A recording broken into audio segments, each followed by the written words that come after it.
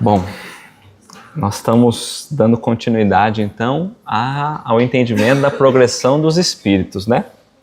Nós trabalhamos a escala espírita, aí nós falamos desse desejo nosso de sair desse estado, dessa ordem atual que nós estamos e buscar ordens mais elevadas, ou seja, de melhorar, de progredir. E aí nós fomos estudando e até onde nós paramos, na 122, 121 para 122, nós já temos de entendimento que quem escolhe esse caminho, quem é? Nós mesmos. Quem é responsável pelo momento em que nós estamos vivendo, quem é? Deus? Não, somos nós mesmos, né? Então é esse o caminho que a gente está buscando para a gente. Se a gente está vivendo ainda nessa condição, é porque nós ainda estamos querendo viver nessa condição. E aí a gente vai percebendo, né, nós falamos da história de Adão e Eva, das tentações, que ainda que a gente tenha todo conhecimento da lei de Deus, do que é certo, do que é errado, do que é o bem, do que é o mal, a gente ainda teima em escolher o mal. Kardec perguntou na 122, a primeira, né, 122, e os espíritos colocaram que nós não temos uma força interna que nos faz escolher o mau caminho, muito pelo contrário, mas que isso tudo está fora de nós, por isso que nós falamos da própria tentação, da queda do homem, colocando de novo, mais uma vez, a responsabilidade nas nossas mãos. Não adianta reclamar com Deus, não adianta reclamar com o anjo guardião, não adianta reclamar com ninguém, né? Então nós estamos lá, nós vamos voltar na questão 122, nós já falamos ela, explicamos, mas vamos só dar uma lida para a gente entender de onde a gente partiu, tá bom? Como pode, a questão 122, como podem os espíritos, em sua origem, quando ainda não têm consciência de si mesmo, gozar da liberdade de escolha entre o bem e o mal? Quando ele não tem consciência dele, quando ele não tem condições, como que ele pode escolher o bem ou o mal? Há neles algum princípio, ou seja, algum impulso natural, uma tendência qualquer que os encaminhe ou que os leve, né, a escolher, então, uma senda de preferência a outra? Na sua origem, quando ele não tem consciência dele mesmo, há uma predisposição entre ele escolher entre o bem ou o mal? Porque na questão 121 nós falamos que é ele que escolhe. Da onde vem isso? Será que é uma força íntima? Vamos pensar em nós, né? Quando a gente escolhe entre um caminho ou o outro, será que é uma força íntima? Será que é Deus nos colocando uma força ali para a gente caminhar por aquele caminho? Ou a gente pode escolher? Então, quando eu acordo pela manhã, tem o caminho correto, o caminho não correto. Será que há uma força me levando para esse caminho não ideal? Ou será que eu escolho porque eu quero? Então, vamos lá. O livre-arbítrio, ou seja, a condição de escolher, a capacidade de escolher. Então, nós vamos lembrar que Deus não nos obriga a nada, porque desde que nós podemos ter duas opções entre fazer ou não fazer, nós temos a liberdade nessa escolha. Deus está nos dando opção. O livre-arbítrio se desenvolve à medida que o espírito adquire consciência de si mesmo. Então nós falamos de um bebê como exemplo, que ao passar do tempo ele vai ganhando consciência, ele vai compreendendo quem ele é, vai entendendo que o que ele faz tem ação em todo mundo que está em volta dele, que as escolhas que ele vai fazendo refletem na própria vida dele. Quando ele acabou de nascer, é diferente. Ele não tem como escolher nada, ele depende dos outros para escolher. Depois, ao passar do tempo, ao ganhar, né, consciência, a liberdade ou desenvolvimento do livre-arbítrio, aí nós vamos tendo condições de entender um pouquinho melhor, né? Já não haveria liberdade se a escolha fosse determinada por uma causa independente da vontade do espírito, que é o que nós falamos, uma vez que a gente tem escolha, não está sendo nada imposto para nós, né? Então, muito pelo contrário. A causa não está nele, está fora dele. Por que que nós escolhemos tal caminho? Qual é a causa de nós escolhermos esse caminho? Não está dentro de nós, está fora de nós. A causa. Nós é que escolhemos. Mas ele está falando que a causa está fora, a causa não está nele. Porque se estivesse em nós já determinado, quer dizer que Deus tinha colocado que a gente teria que passar por aquela condição. E a gente tem que tomar um cuidado, porque doutrina espírita não é determinismo. Às vezes a gente acha que está tudo determinado e não é assim que funciona, né? Então a causa não está nele, está fora dele, nas influências a que cede em virtude da sua livre vontade. Então nas influências que nós vamos recebendo, lembra da história de Adão e Eva, foi a bendita da serpente, um animal rasteiro, né? Mas com conhecimento, astuto, mas rasteiro. Por que uma serpente? Porque a serpente simboliza um espírito que está muito ligado às questões materiais, rasteiras ainda, pensando muito na parte inferior do mundo. É por isso que deu esse exemplo de Adão e Eva. Então quem oferece? A serpente, um animal, vamos trazer assim, um animal que está muito ligado às questões da terra, da matéria, material. Mas a serpente, na verdade, não é um animal, ele está falando sobre a conduta de um espírito, a condição que muitas vezes nós já estivemos, né? Incentivando para o mal, fazendo toda essa, né? Tentando arrastar pessoas por esse mau caminho. Então, aonde estava o problema da Eva? Estava nela ou estava fora dela? Estava fora dela, quando a serpente chega e oferece. O problema é que ela foi fraca e ela cedeu. Tá? Porque se estivesse dentro dela, não tinha como ela escolher. Tá? É o que se contém na grande figura emblemática da queda do homem e do pecado original. Uns cederam à tentação e outros resistiram. Né? Então falou de Adão e Eva, mas com certeza, se a gente fosse pensar na realidade disso, haveria outros espíritos. Por que não falou Adão, Eva e mais outro casal? Porque há outros casais que talvez não sucumbiram. Então vamos na questão que inicia o estudo de hoje. Ó. De onde vem, na questão 122A? Então, se as influências vêm de fora de nós, de onde vem, ou seja, qual é a origem das influências que sobre ele ou sobre nós se exercem? Da onde vem, qual é a origem dessas influências que nos levam a um mau caminho? Se a gente não quer mais cair ou escolher o mau caminho, nós vamos saber o que tem nos levado a esse mau caminho. Qual é a origem dessas influências? E aí, gente? Sem ler, né? Vocês já leram, não vale, né?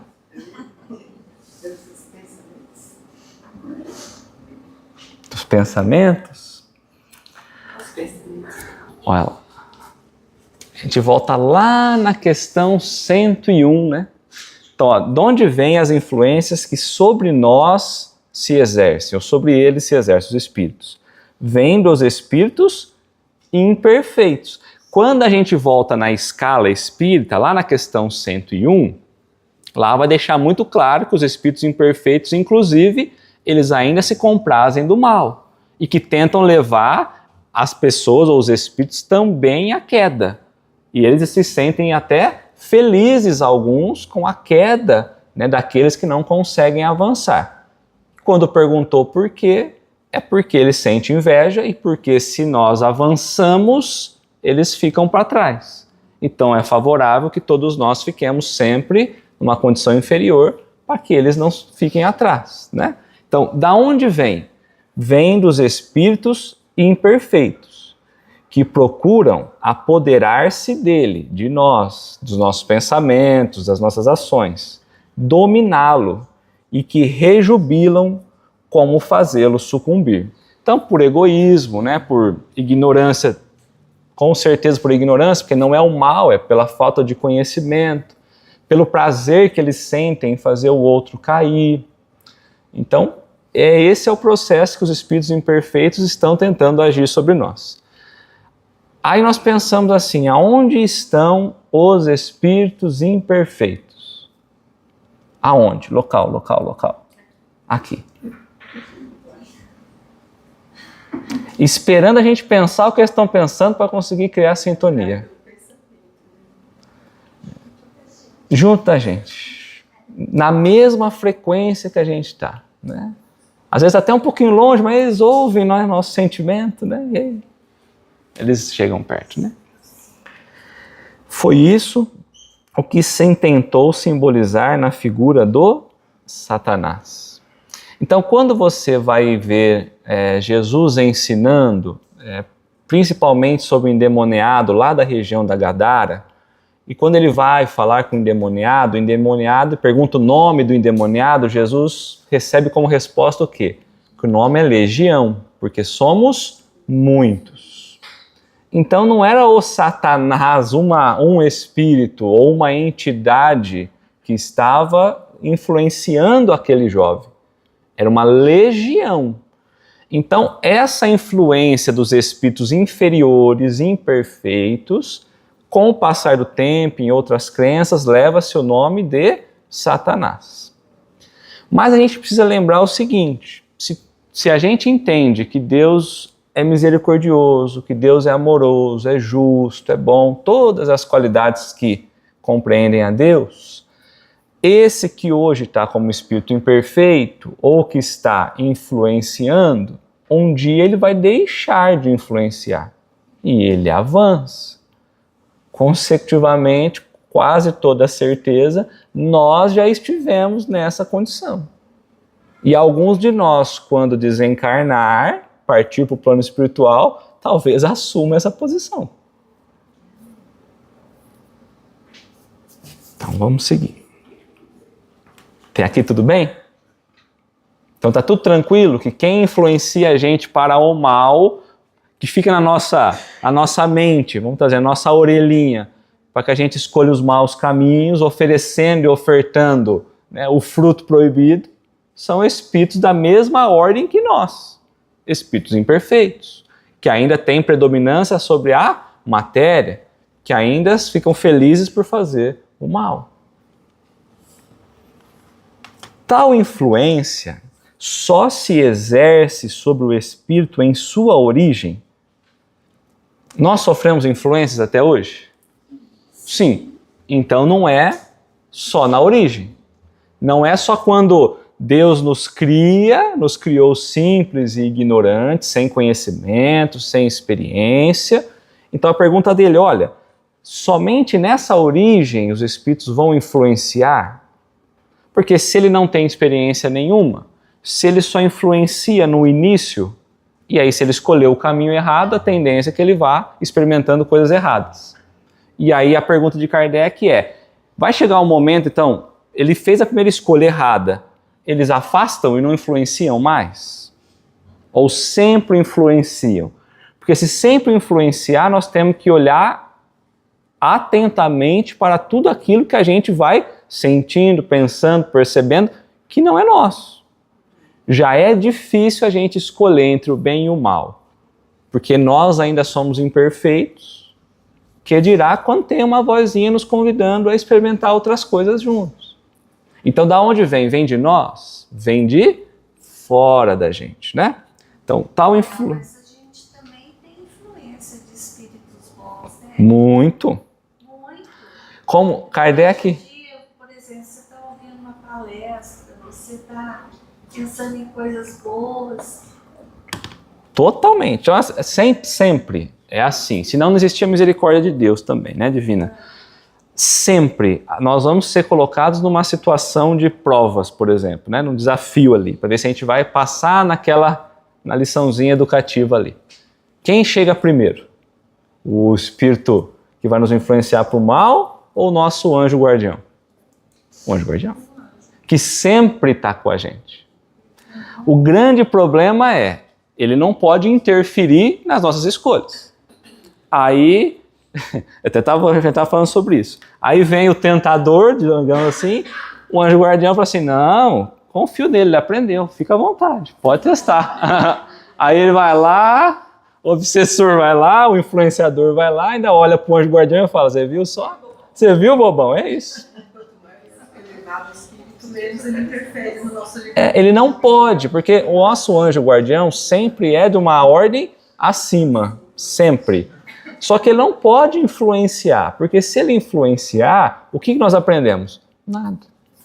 Quando que ele nos ajuda a se livrar dessas coisas? Quando nós estamos empenhados no caminho do bem. E aí ele vai ajudando para que essas energias então vá se afastando, porque nós estamos buscando o bem. Então é como se o caminho tivesse, tá tudo certo, ó. O Leonardo está escolhendo o bom caminho, então vamos deixando o bom caminho livre para ele. A partir da hora, esse é o processo. Então sempre a gente tem o bom espírito junto com a gente, que é o anjo guardião. Né? Senão dá até medo, né? Senão fica ruim. Tá ruim. O problema é quando a gente lembra desse danado, né? Esse que é o problema, né? A gente vai no dia a dia, às vezes passa o dia inteiro e a gente não lembrou do anjo guardião de jeito nenhum, né? Então, orar e vigiar. Porque, olha como muda a perspectiva, né? Lembra quando nós falamos que a gente vai tomar um cuidado para a gente não criar o nosso céuzinho, o nosso inferninho? Né? Eu dei a ideia, eu falei do umbral e falei da ideia das colônias. Às vezes a gente está imaginando que a gente vai pegar não é isso, mas só para a gente, vou pegar um carro aqui e eu vou descer lá numa colônia. E que aí eu estou num lugar muito distante, que a gente está isolado de tudo.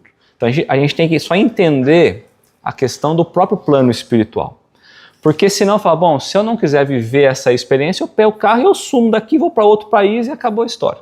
Se eu estiver imaginando que vai ter limites físicos, eu já não posso pensar como que os anjos do guardião, por exemplo, atuam sobre isso. Então, a partir do momento que eu entendo que o plano espiritual é o que nós estamos vivendo, mas nós estamos na matéria, automaticamente os protetores nossos estão junto conosco também nessa operação. Porque senão eu penso assim, eu estou só nessa faixa dos obsessores, vamos dizer assim, ou dos espíritos imperfeitos que estão nos atrapalhando, e de vez em quando eu tenho que fazer uma prece para o anjo guardião poder vir de uma esfera, de uma ordem superior para vir para cá, como se fossem locais diferentes, né? E a gente lembra só pelo pensamento. Se é o pensamento que é o veículo disso tudo, então não tem a barreira física. Automaticamente o anjo guardião está sempre com a gente. Só que a gente não lembra dele. Às vezes vai lembrar, às vezes, de uma prece no fim do dia ou alguma coisa assim. A gente fala, nossa, anjo guardião, o dia foi difícil hoje. Ele falou, pois eu estava aqui e em momento algum não pude fazer nada, porque você não lembrou, você não, né? E eu preciso do pensamento para poder criar a sintonia e agir junto. Tá? Então, tal influência só se exerce sobre o espírito em sua origem, acompanha-o na sua vida de espírito. Então, quando eu desencarnar, ele vai estar junto? Sim. Eu continuo sendo espírito quando desencarno? Sim. Acompanha-o na sua vida de espírito, até que haja conseguido tanto império sobre si mesmo, que os maus desistem de obsediá-lo. O que é império sobre si mesmo? Conhecimento, domínio. Há algo, se a gente for pensar na ideia de um império realmente, há algo mais forte do que um império, vamos dizer assim, né? Não. Então, para a gente falar, para que nenhum império se coloque sobre nós, para que a gente se mantenha o nosso próprio império, é que nada mais acima, nada além e cima de nós já estamos num topo em que nada mais pode nos influenciar. Que ordem nós estamos falando? Então, até que ordem nós vamos sofrer influências? Nós estamos na terceira ordem. Tem segunda ordem, tem primeira ordem. Até que ordem? Mas Jesus sofreu influência? Não, mas aí ele não cai, não tem a... Óbvio que não, mas ele sofreu, né? Então, nós vamos sempre sofrer influência. Sempre. Sempre? Não, Tá aqui, ó. não, influência, mas você não vai. Então, ó, acompanho na sua vida de espírito. Ok. Então, nós vamos desencarnar, vai seguir com a gente vai ser influenciado ainda contra o espírito. Até que haja conseguido tanto império sobre si mesmo que os maus desistem de obsediá-lo. Vai chegar um momento... Não, eles desistem. Eles desistem. Eu quero dizer assim, sempre terá tentativa. Então, Eles vão desistir. é que se você pensar assim, ó, porque onde está a colocação aqui, né? Quando eu vou conseguir trazer esse império? Quando eu conseguir suportar qualquer tipo de prova. Pode vir o que vier. Então, vou pensar em Jesus? Tá tudo tranquilo. Mas eu vou chegar a uma condição que eu não preciso mais passar por prova, eu não vou passar mais por expiação, não passo por nada.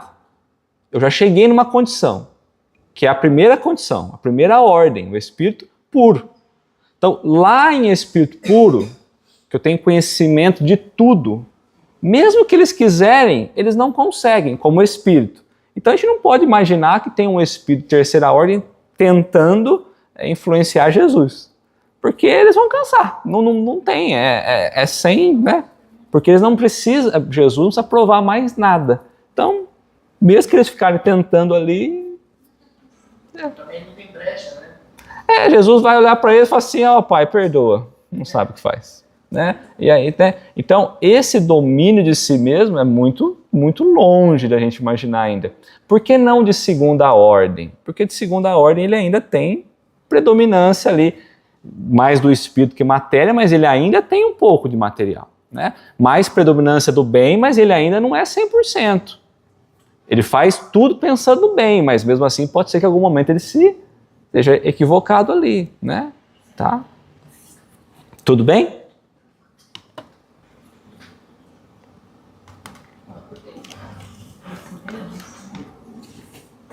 Aqui foi, na semana passada, Paixão queria essa pergunta, ó. 123. Por que a Deus permitido que os espíritos possam tomar o mau caminho? Se Deus ele é justo e bom, por que ele tem permitido que os homens sigam o mau caminho? Por que ele faz com que exista o mau caminho? A pergunta é essa, né? Então Deus sendo Deus, né, por que ele permite que os homens possam passar pelo caminho do mal? Não seria mais fácil ele já criar um espírito totalmente inclinado para o bem? Que foi a pergunta, né, da semana passada.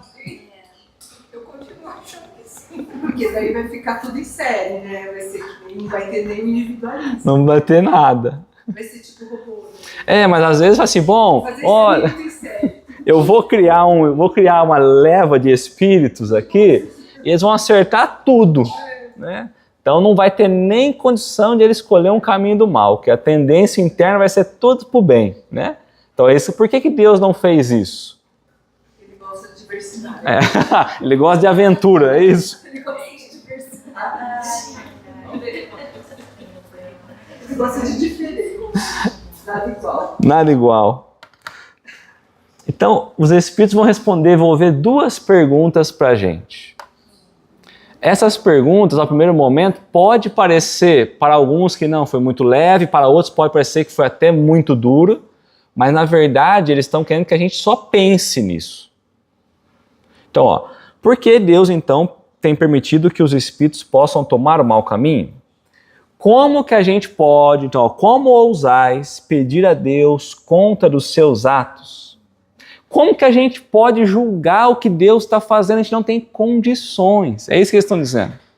Nós estamos querendo que Deus crie o caminho do bem, mas a gente não entende nada. Como que a gente pode estar pensando que Deus está errando? Como nós podemos pensar que esse é um caminho errado? Porque o caminho errado é o que vai nos mostrar o caminho certo. Então, quando a gente começa a pensar que o caminho errado mostra o que é certo, e o caminho certo também mostra, Deus está criando só duas alternativas para a gente poder acertar. Nós não vamos errar de novo, escolher um mau caminho, uma hora a gente vai cansar disso tudo, falar, eu vou para um caminho diferente porque não está dando certo. Não tem que chegar até o extremo do mal para a gente olhar aquilo e falar, não, isso aqui eu não aceito mais, eu não quero mais, e aprendo com aquilo. Então, às vezes a gente está imaginando que o caminho do mal seja um caminho, embora seja diferente da lei de Deus, mas é apenas uma outra forma de nós chegarmos aonde Deus quer que a gente chegue. Eu vou aprender pelo caminho errado, equivocado, mas eu vou chegar no mesmo local. Vou demorar um pouquinho mais, demorar umas encarnações a mais. Então quer dizer que o Espírito, então logo ele toma a razão, ele recebe o livre-arbítrio para agir, para exercitar a inteligência dele. Para experimentar, vai. E agir ou não pela consciência. O livre-arbítrio, ele começa a desenvolver. Lembra, né? Que ele traz até aquela palavrinha, desenvolve. Porque o livre-arbítrio, ele não vem preparado. Você vai ganhando. Então, que nem a gente acha que a gente tem um livre-arbítrio. Mas se a gente for pensar em espíritos mais elevados, o livre-arbítrio que eles já estão inseridos, para nós, ele vai olhar para a gente e falar, nossa, né, não desenvolveu quase nada, mas nós já desenvolvemos. Então, quando vou falar assim, quando ele vira espírito com o E maiúsculo, quando ele ganha a consciência ali, ele vai começar a elaborar a sua consciência, começar a conhecer as coisas, igual um bebê. A razão, igual o bebê. Então, quando ele nasce, o bebê não tem nem consciência, ele não consegue, ele não vai assim, eu sou um bebê, essa é minha mãe, agora eu vou comer, ele não tem essa consciência. Mas devagar ele vai adquirindo. Passa-se o tempo do espírito, ele vai tendo condições de escolher um pouquinho mais, que alimento ele quer, ele vai fazendo birra, ele começa a ter essa sensação de onde ele está, do local em que ele está. Então, né, hoje a gente olha e a gente fala, hoje eu estou no planeta Terra, eu sou um espírito, eu sei que é Deus, a inteligência suprema, eu sei que tem anjo guardião. Então, eu começo a entender um pouco o mundo que eu estou. Mas pode ser que há 10 anos atrás eu só acordei, vivi a vida aqui e eu não ganhei consciência. Então, ao passar do tempo, eu vou desenvolvendo a percepção das coisas, da lei de Deus, e a partir do momento que eu compreendo um pouco mais, eu tenho mais liberdade, só que mais responsabilidade. É igual falar para o bebê, bom, agora você já está adolescente, agora você já virou adulto, então agora você vai trabalhar, você paga as contas, você faz isso, você faz aquilo. Então, quando ele estava lá com o bebê, ele nem sonhava que tinha um boleto para pagar. Agora ele tem escolha, ele pode fazer a conta ou não fazer, ele pode pagar ou não pagar. O bebê não tinha nem conta para fazer, porque ele não tinha condição de aprender nada com isso. Essa é a relação que a gente vai tendo. Então esse é o ponto, tá? Então, quer dizer que a inteligência dele é que faz ele agir ou não pela consciência. Perfeito. Perfeito. Tanto que uma das perguntas aqui, ele vai perguntar, Kardec pensando nisso, ele vai falar assim, mas a inteligência é igual para todos na sua origem? Na sua origem. Porque se ele falar assim, não é, tem alguma coisa errada, né?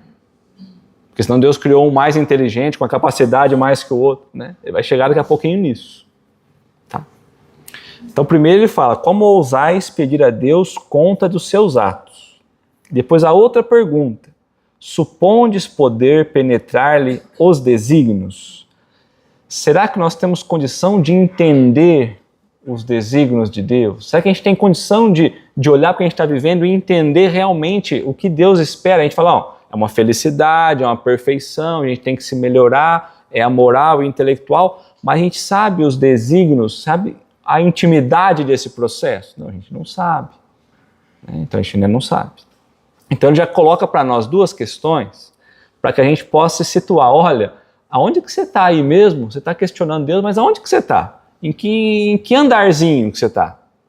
Estou na terceira ordem, eu ainda estou muito apegado às coisas materiais, eu realmente ainda estou muito focado no mal, então eu quero que Deus tire o mal porque realmente eu queria só acertar, não por vontade própria, mas que Deus me colocasse nisso, né?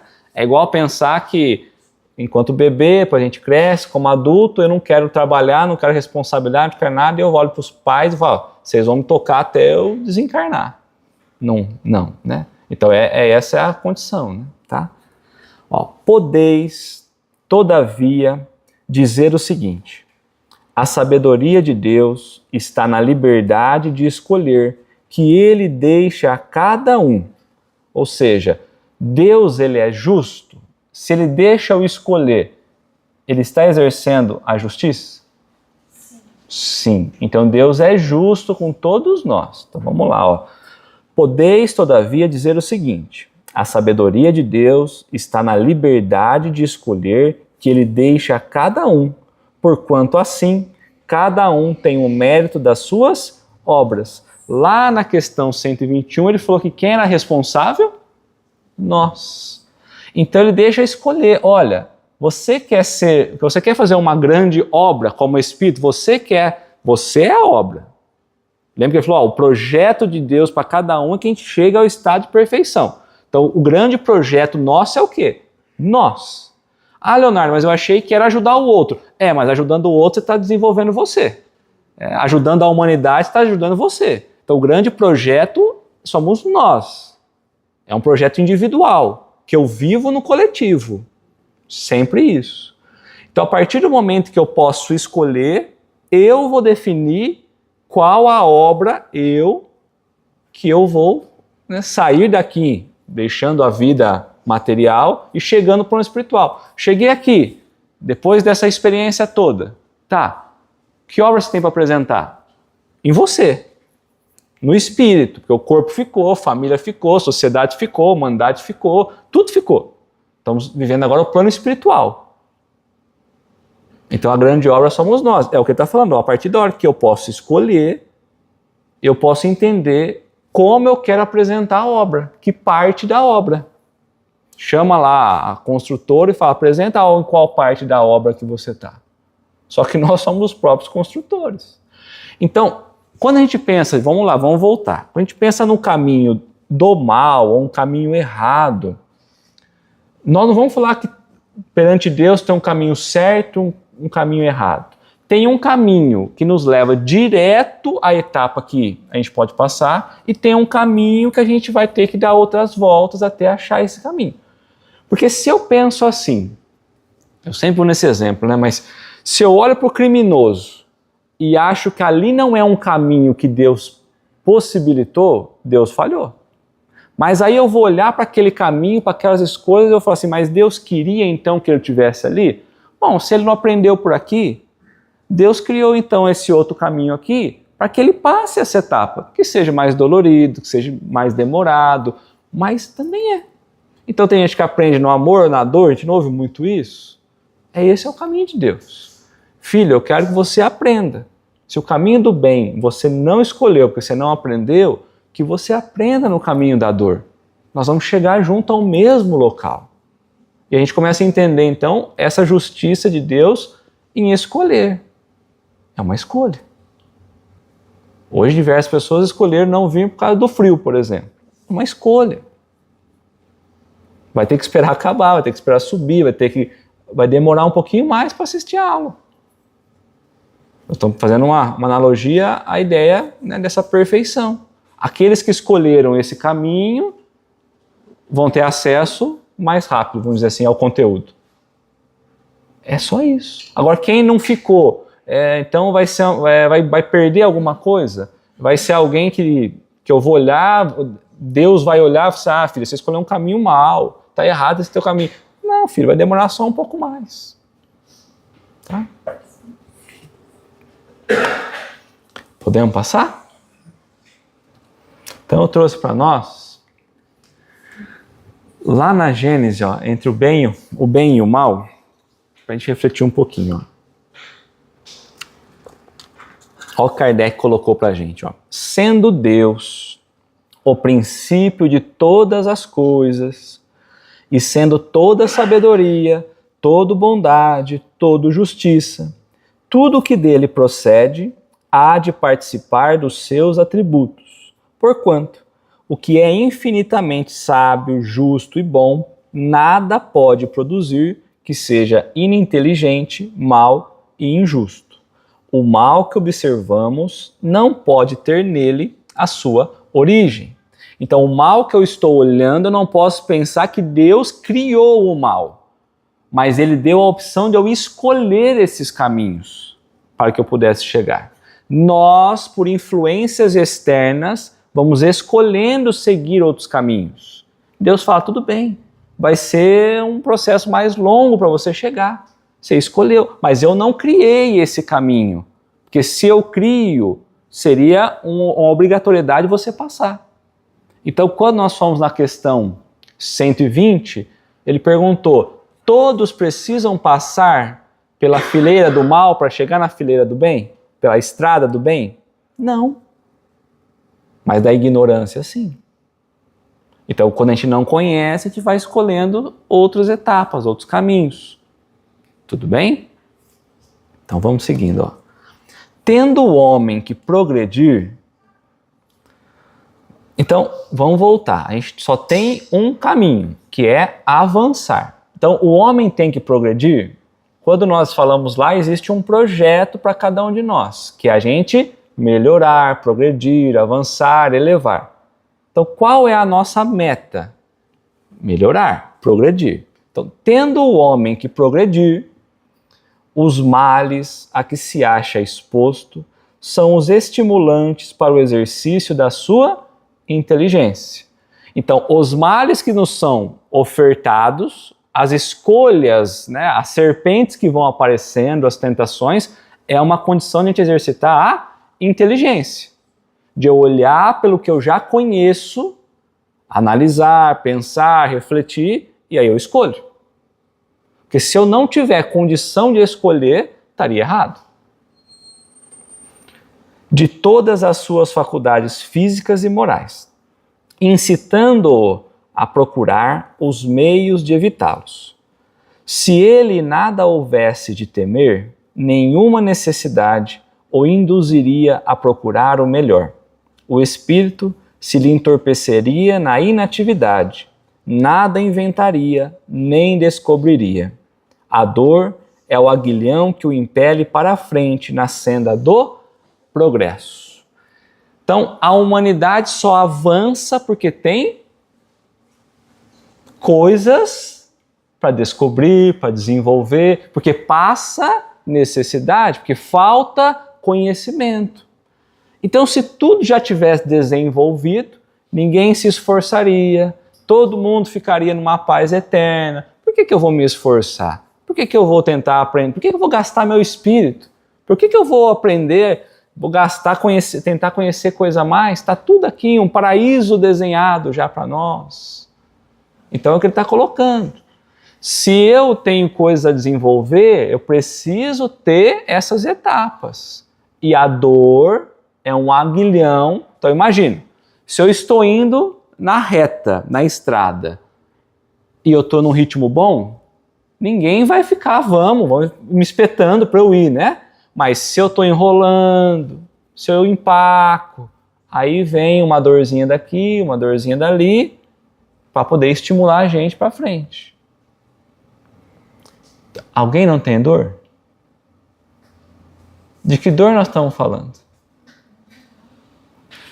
A dor é o aguilhão que o impele para a frente na senda do progresso. Que dor é essa? A dor moral. A dor moral.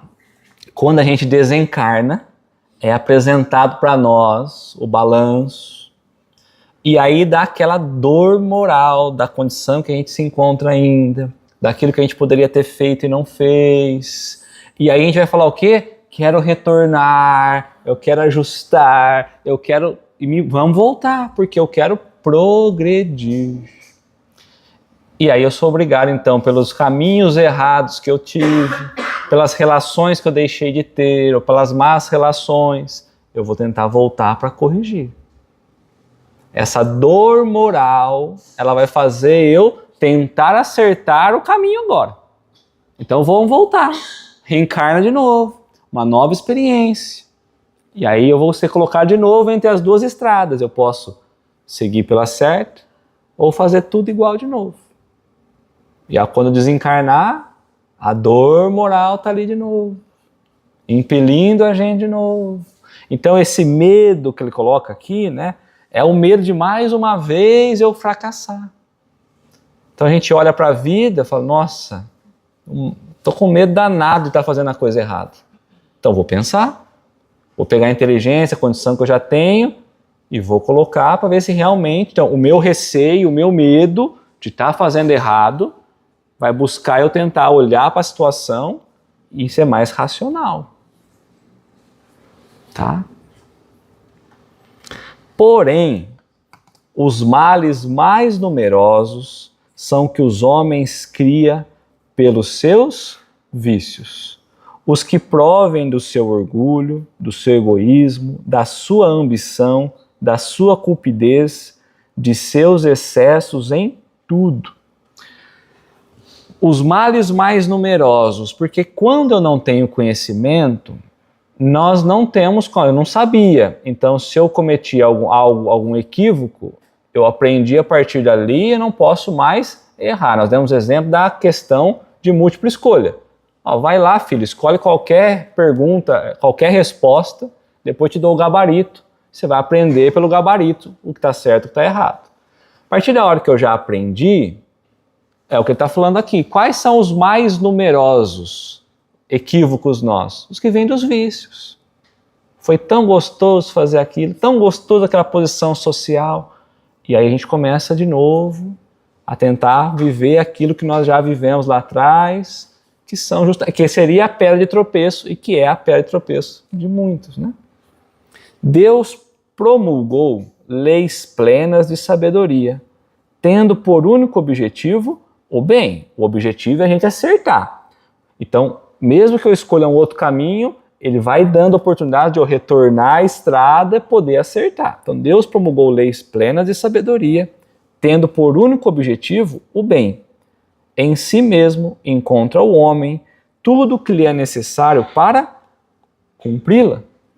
Então, hoje nós já temos condição, na nossa consciência, onde está a lei de Deus, na nossa consciência, quando eu paro e reflito entre o bem e o mal, o que eu quero para o outro, o que eu não quero para mim, né? Ou seja, eu só vou criar ao outro aquilo que eu quero para mim e vice-versa. Então hoje eu já tenho condição.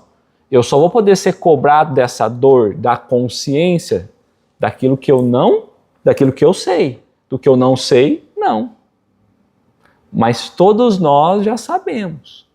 Nós estamos vivendo os vícios. Ninguém está de primeira viagem aqui. Tá? Tudo bem? Não? Bom, vamos seguir então. Pois que há espíritos que desde o princípio seguem o caminho do bem absoluto e outros o do mal absoluto, questão 120 de novo, passar pela fileira do bem, se ele tem que passar pela do mal, não, pela da ignorância, né? Deve haver, sem dúvida, gradações entre dois extremos. Não, ele está perguntando, então não há, né, uma gradação, ou seja, uma escala, porque quando eu penso no bem absoluto e quando eu penso no mal absoluto, nós podemos imaginar que nós caminhamos pelo mal absoluto, tudo é o mal que a gente faz? Não. Mas eu caminho no bem absoluto, tudo é o bem? Não.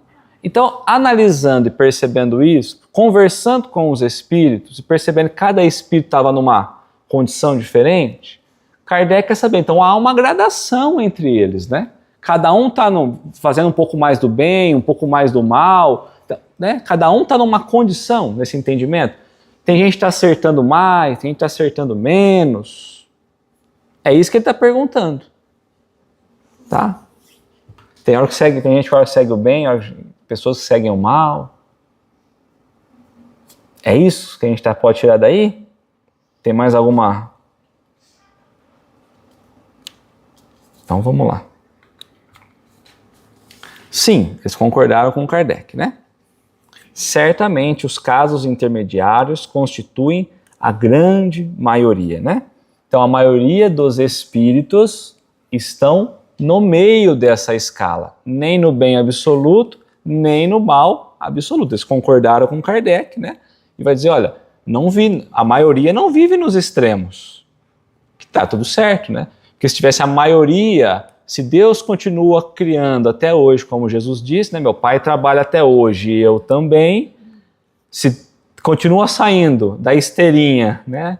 Na analogia, mas Espírito, todo dia cria esse espírito, todo dia cria esse espírito. Vamos pensar nisso. Deus cria até hoje, trabalha até hoje. Aonde tem mais espíritos? Como perfeitos? Não. Como ignorantes? Não. Em cada intermediário. Que é isso que ele está dizendo para nós. Não é o bem extremo, absoluto, e nem o mal absoluto. É no meio disso tudo. Tá? Mas eu já vi falar que tem mais espíritos do bem. Já vi em palestra espírita a pessoa falar isso. Que tem mais espírito do bem do que do mal imediato. Se você for pensar que continua criando, criando e criando, se a gente for pensar em espíritos com consciência, já na questão da como E maiúsculo e tudo mais, podemos até pensar nessa hipótese. Mas é complicado a gente pensar nisso, né? Porque senão a conta não vai fechando, né? Não. Né? Porque se tiver mais em cima, né, a gente vai estar produzindo menos, né? Então quer dizer que é pela consciência que ele escolhe ou opta pelo bem e pelo mal. E isso vai acabar chegando na lei de causa e efeito, de ação e reação, e ele próprio se responsabiliza pelos créditos e débitos dele. Desde que ele conheça aquilo, né? Porque se for algo que ele não tem conhecimento se é certo ou errado, por exemplo, de novo, um bebê vai bater a mão e quebrar um copo, de propósito. Tá, ele não sabe que isso é errado. Não é inteligência dele. Mas ele ainda não consegue, para aquela situação, a inteligência dele não desenvolveu ainda para falar assim, isso aqui é certo ou isso aqui é errado. Então você releva. Aí um jovem vai lá, uma criança um pouco maior, bate a mão. Ele já tem conhecimento. Então aí você passa a ter o que você está trazendo da causa e do efeito, da ação e reação, tudo bem. Aí você passa a ter isso, você escolheu fazer isso. É a escolha. Na fase inicial não se tem escolha, porque você não desenvolveu isso ainda. Mas a partir da hora que a gente escolhe agora, por exemplo, a gente tem condição, inteligência para escolher fazer uma coisa ou não fazer. Fazer a coisa do bem ou fazer o mal. A gente tem inteligência, tem conhecimento, tem ciência. Se eu fizer, quando eu for colocar na balança, eu estava contrário à lei de Deus. Eu preciso adequar, ajustar a lei de Deus. Aí acontecem situações e oportunidades para eu me ajustar de novo. Então eu sou responsável por tudo que eu faço. Tá? O que a gente não pode pensar é aquela ideia que é o que a gente estava falando. O que a gente não pode pensar é no determinismo e nem a gente pensar no olho por olho, dente por dente. Né? Então o que a gente falou, não é porque eu fiz tal coisa que eu vou vir na situação exatamente viver a mesma coisa. A gente vai ter que passar por situações para corrigir o que nós fizemos, mas não obrigatoriamente a mesma situação. Então nós demos um exemplo lá atrás de uma pessoa que era muito avarenta. Aí, obrigatoriamente, ela vai vir como uma pessoa que vai passar todas as necessidades? Não. Ela vai vir com muito dinheiro de novo, para ela poder provar se ela aprendeu ou não. Então, é por isso que quando a gente fala assim, mas Deus, a gente conhece todos os desígnios divinos? Não, a gente não conhece todos. Porque olha a ferramenta que ele usa. Olha, filho, eu quero que você acerte. Você errou no uso da maneira como você usa o dinheiro, por exemplo. Tá. Então eu vou te dar nova oportunidade. Você desencarnou, você já viu como é que tem que ser, você já entendeu, você tem conhecimento que você fez errado. Então vai experimentar de novo. Toma de novo o dinheiro. Porque se eu te tiro o dinheiro, você não vai ser avarento, porque você não tem dinheiro. Né? E aí pode ser que numa outra oportunidade você possa vir sem, mas para aprender outras coisas. Então sempre a gente está buscando o reajuste. Mas é que a maneira como a gente enfrenta esse reajuste é o problema. Porque a gente acha que tem que ser do mesmo jeito que a gente lesou. E aí não é. Tá? Ô, Léo, e também no caso ser avarento é também a própria escolha, né? Própria escolha. Cada um, né? Então, É.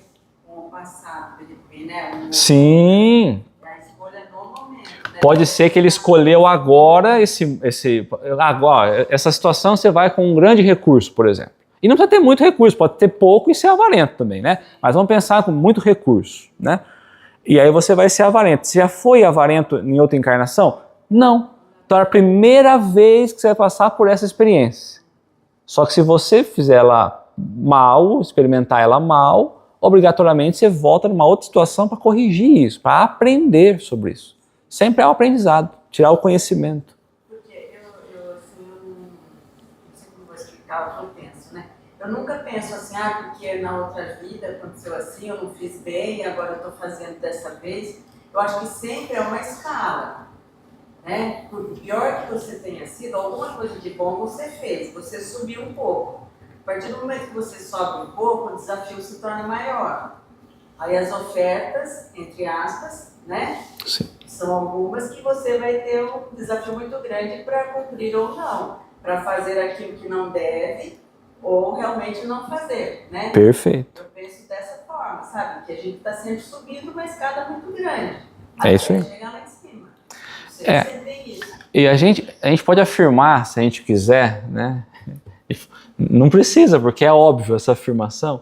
Assim, nossa, eu estou passando por isso aqui, porque na outra vida, olha, eu não fui boa coisa. Não, nós não fomos mesmo. E não estamos passando por isso porque nós não fomos. Nós estamos passando por isso porque nós ainda somos, né? Essa é a realidade do negócio, né? Então, vem médium falar, na outra encarnação eu fiz muita coisa errada, né? Eu apliquei mal a mediunidade. Não, né? A condição nossa ainda agora, né?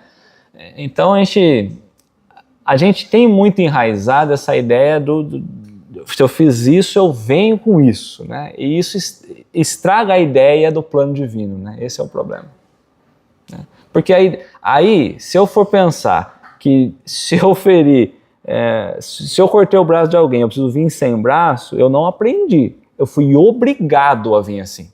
Aí é a falta de escolha. Você está sendo Compulsório. Está sendo um castigo, né?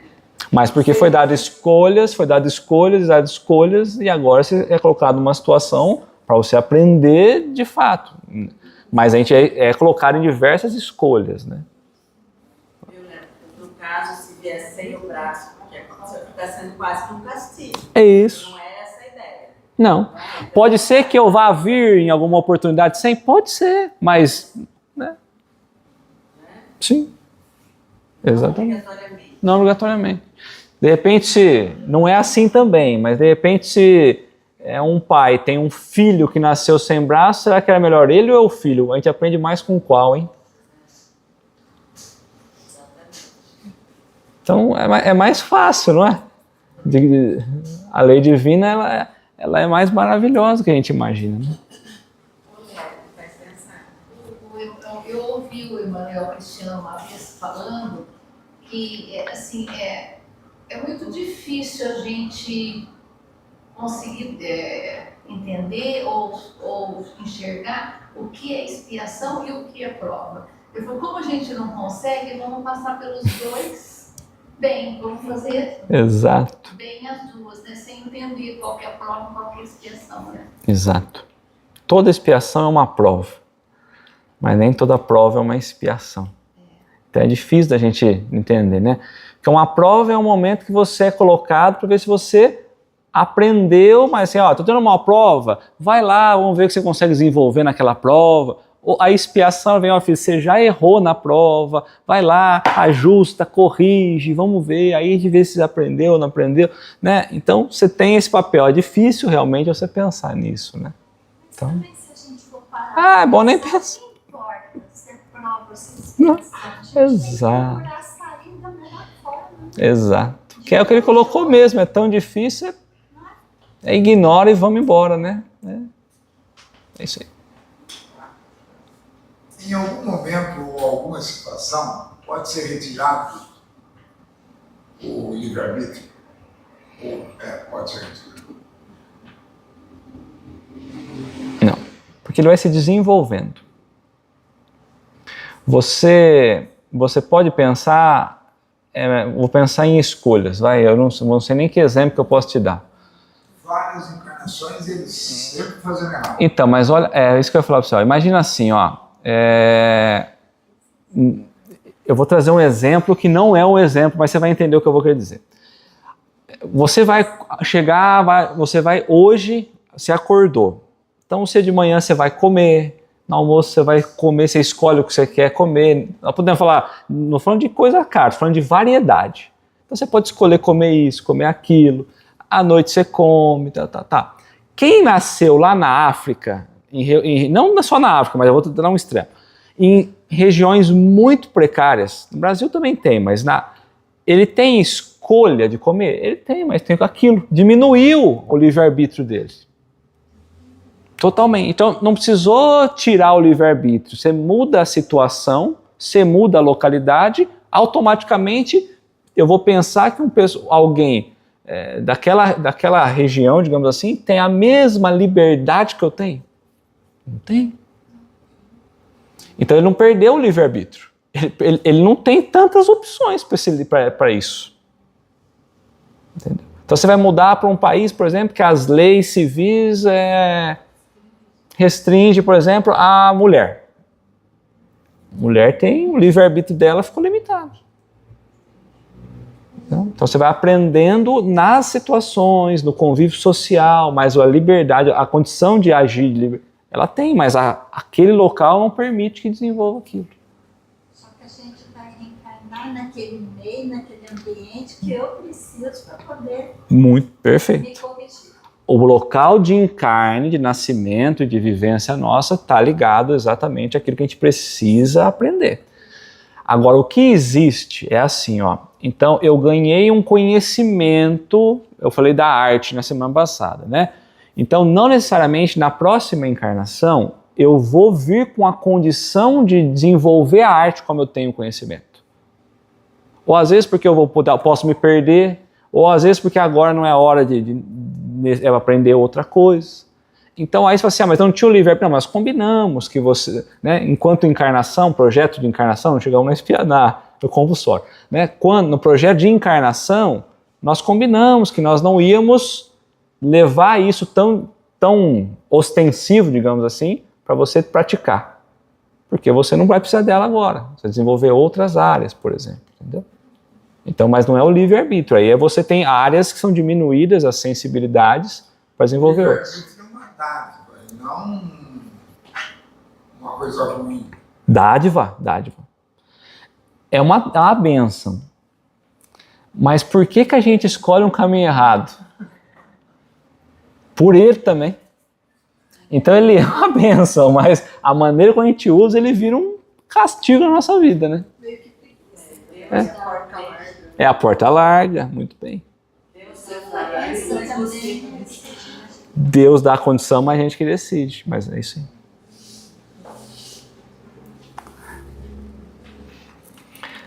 Então vamos lá. Os espíritos que enveredaram pela senda do mal, ou seja, que seguiram desde o começo pela senda do mal, poderão chegar ao mesmo grau de superioridade que os outros? Sim? Sim. Mas e o castigo eterno? Não existe. Se eu vou voltar de novo na justiça divina, e se todos vão chegar a ser esse espírito nessa condição, primeira ordem, e vamos seguindo, então não existe castigo eterno. Não existe condenação eterna, não existe um local limitado onde a gente vai ficar eternamente lá esperando alguma coisa. Porque senão, se é assim, e se tem espíritos que estão caminhando conosco, aqui vamos supor, que já são mais evoluídos, mais avançados, e aí eu vou desencarnar ainda, né, meio da terceira ordem, 10ª classe ali, eu vou olhar e falar, mas tem coisa errada. Se eu também não tiver condição de, ao passar do tempo, eu escolho o tempo que eu quiser, porque eu que estou no comando, né, de acertar ou de errar, né, se eu não entender que eu também vou poder chegar à condição que os outros estão, então aí Deus falhou de novo. Então aí não é Deus, né? Então assim, a gente não pode pensar em Deus na figura humana, porque senão a gente está pensando num julgamento, né?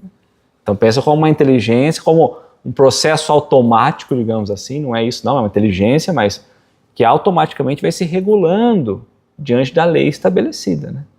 Tá? Então vamos lá. Os espíritos que enveredaram pela senda do mal não poderão chegar ao mesmo grau de superioridade de outros? Sim, mas as eternidades lhes serão mais longas. O percurso será mais longo. Vai chegar, mas vai demorar um pouco mais, né? Por essas palavras, as eternidades, então Kardec está trazendo essa observação, né? Então, por estas palavras, as eternidades se deve entender a ideia que os espíritos inferiores fazem da perpetuidade dos seus sofrimentos. Pelas escolhas mal feitas, pelo tanto de vezes que eles estão sofrendo moralmente, é disso que ele está falando aqui. Ele pode achar que o sofrimento é perpétuo. Eu errei, tive nova oportunidade, desencarnei, estou eu aqui com o mesmo sofrimento. Então ele pode falar assim, isso aqui é um sofrimento eterno. E toda vez eu estou com o mesmo sofrimento moral, meu sofrimento moral, meu sofrimento moral. Cujo termo não lhe é dado ver ideia que revive todas as vezes que sucumbe numa prova. Então eles acham, nós achamos, né, que sofrimento é eterno, porque a gente está errando eternamente, a gente está errando sempre também. Então eu chego em desajuste, moralmente eu acho que isso não tem fim. Porque enquanto eu não modificar minha maneira de ser, não tem como eu deixar de sofrer aquilo que eu estou sofrendo. Então a pergunta, Kardec colocou lá na frente, a duração das penas futuras. Em que se baseia a duração dos sofrimentos do culpado? No tempo necessário a que se melhore. Então, enquanto ele não melhorar, ele continua nesse processo, sentindo esse peso moral. Sendo o estado do sofrimento ou de felicidade proporcional ao grau de purificação do espírito, a duração e a natureza dos seus sofrimentos dependem do tempo que ele gaste em melhorar-se. Quanto tempo vai demorar para ele sair da condição infernal que ele está? O tempo que for para ele melhorar. Depende dele, depende de nós. À medida que progride e que os sentimentos se lhe depuram, seus sofrimentos diminuem e mudam de natureza. Tudo bem? Vamos mais duas? Dá para ir? Vai? É curtinho.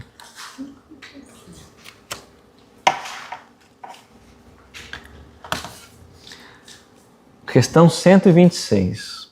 Chegados ao grau supremo da perfeição, então chegou lá onde nós, na escala primeira ordem, né? A gente está como espírito puro, cumprimos o projeto que Deus esperava da gente, nós nos purificamos, melhoramos, evoluímos, né? Então, chegado ao grau supremo da perfeição, os espíritos que andaram pelo caminho do mal, têm aos olhos de Deus menos mérito do que os outros? Será que Deus valoriza quem mais acertou? Aquele que acertou também. Mas ele chegou primeiro, né? Então ele saiu na esteirinha aqui e ele chegou primeiro do outro lado lá. Será que ele fala, eba, esse aqui é o meu escolhido? É assim? Então, vamos entender. Então, tanto faz eu chegar antes ou depois, Deus gosta de mim do mesmo jeito.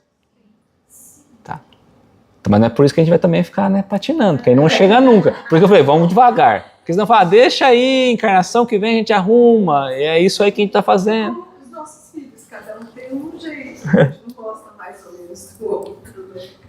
A gente, cada um tem as suas peculiaridades, né? Então o nosso passado não mancha a nossa trajetória, né? Não vai chegar lá, Deus fala, olha aqui tudo de errado que você fez. É assim? Não, porque o que a gente está fazendo é adquirindo conhecimento. É isso. A gente está buscando adquirir conhecimento. Deus precisa de espíritos que tenham consciência para auxiliar na obra, na grande obra, no trabalho, na manutenção. Já falamos da questão da manutenção de tudo. Já falamos da origem, da gênese, do universo e tudo mais. E a gente precisa chegar lá com conhecimento. O que ele quer é que a gente ganhe conhecimento, né? Quando a gente tem esse conhecimento e ele se torna consciente, aí a gente não erra mais. Não erra mais. Não é? Perfeito. A gente pode até ter o conhecimento, mas se não tiver É isso aí. consciente, a gente ainda erra. Exato. E ele quer que a gente tenha total conhecimento disso. Consciência daquilo ali. Aí você não Demore o tempo que demorar. Eu só preciso que você chegue aqui com esse conhecimento. Então, ó, Deus olha de igual maneira para os que se transviaram e para os outros, e a todos ama com o mesmo coração. Se fosse com o coração, com sentimento, com olhar, com percepção diferente, ou seja, é o mesmo, porque é uma coisa só, né? Aqueles são chamados maus porque sucumbiram. E eles só sucumbiram porque Deus permitiu o livre-arbítrio, e pelo livre-arbítrio eles escolheram o mau caminho. Quer dizer, o livre-arbítrio, que é um presente de Deus, pelo presente que Deus deu, quer dizer, como que Deus poderia então falar assim, esse que errou não serve? Ele deu um presente pra gente, e por esse presente é que a gente vai errando. Porque se fosse sem o livre-arbítrio, a gente não errava. Então ele deu esse presente para, pelas experiências, a gente acertar ou errar, e a gente chegar nisso. Então, não tem melhor e não tem pior. Antes, não eram mais do que simples espíritos, né? Então, desde a origem, não tinha conhecimento nenhum. E aí, vamos até a 127, que é a última que encerra a progressão dos espíritos, então. Que é a pergunta da inteligência, ó. Os espíritos são criados iguais quanto às faculdades intelectuais?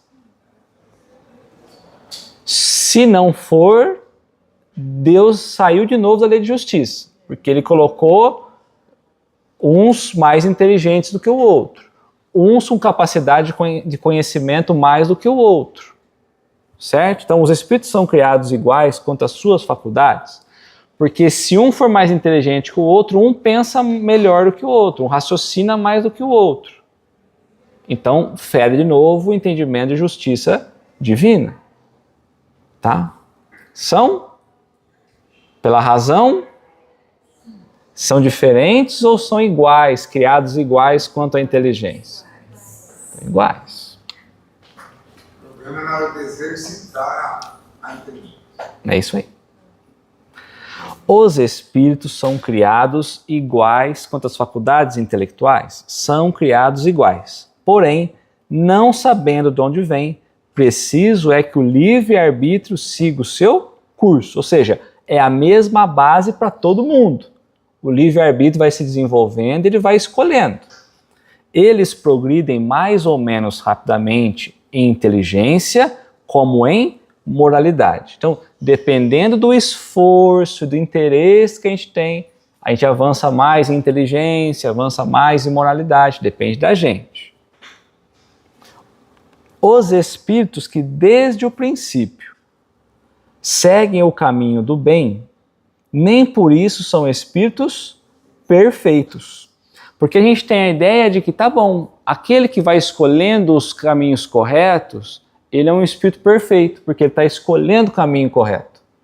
Nem sempre, porque ele está vivendo aquela experienciazinha, naquela experiência ele acerta. Mas se fosse uma experiência muito maior, ele não acertaria. Então ele está vivendo o momento dele como espírito imperfeito, mas ele está aprendendo, conhecendo, e no que ele está conhecendo, ele está acertando.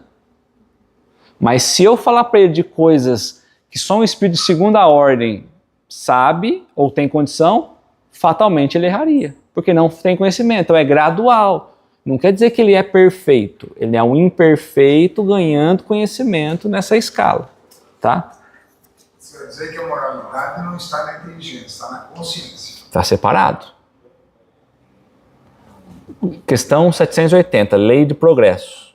A gente desenvolve a inteligência e a gente desenvolve a moral. Mas pela inteligência, pela condição de eu olhar as coisas, de eu analisar, de eu refletir, de eu raciocinar, eu desenvolvo a moral.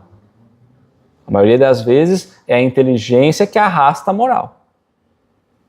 Não a consciência. Não a consciência. Porque é que a consciência é o fruto da própria inteligência, da ciência, né? Eu vou ganhando conhecimento, eu vou ganhando consciência das coisas, né? Entendeu? E aí eu posso usar a inteligência para o bem ou para o mal, se a gente for usar a inteligência nesse sentido, né? Tá. Então, lógico, a consciência, eu estar ciente daquilo, não obrigatoriamente... Ciência é o conhecimento. Mas eu posso escolher seguir o caminho, tendo a consciência da situação, em escolher o caminho certo e errado do mesmo jeito. E aí entra a moral, né? A capacidade de distinguir entre o bem e o mal. Lá da questão 614, o que seria a moral? Capacidade de distinguir o bem e o mal, fundado na observação da lei de Deus, né?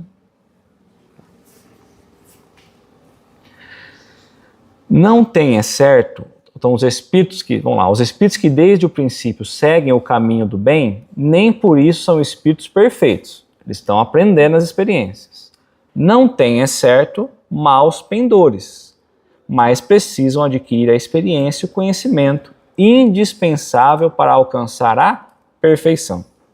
Podemos compará-los às crianças, que seja qual for a bondade de seus instintos naturais, necessitam de se desenvolver e esclarecer, e que não passam sem transição da infância para a madureza. Então, de novo, a criança, embora ela seja uma criança muito boa, nunca deu trabalho, mas ela não sabe cuidar das coisas de adulto.